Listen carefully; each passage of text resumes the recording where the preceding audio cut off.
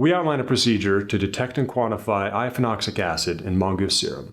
Results suggest that Iophenoxic acid may be used as a biological marker to verify beta uptake in this species.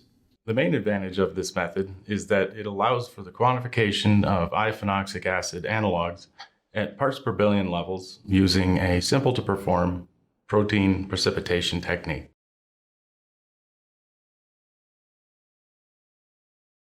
For mobile phase A, combine 1 milliliter of formic acid with 1 liter of ultra-pure water.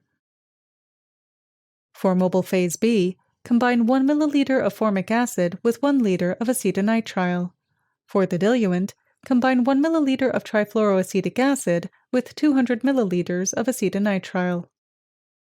Next, weigh approximately 10 milligrams of methyl IPA on a microbalance and record the mass to plus or minus 0.0001 milligrams. Quantitatively transfer the methyl IPA to a 10 milliliter Class A volumetric flask using 4 to 5 milliliters of acetonitrile. Sonicate for 1 minute to dissolve all solids, and then bring to volume with acetonitrile.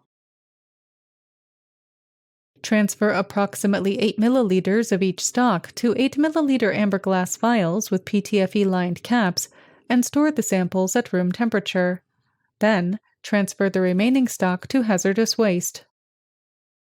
For the 25x stock 7 methyl IPA stock, prepare a stock of methyl IPA and acetonitrile at approximately 200 micrograms per milliliter. Transfer 1 milliliter of the stock to a 5 milliliter flask and dilute to volume with acetonitrile. Then, transfer the stock to an 8 milliliter amber glass vial with a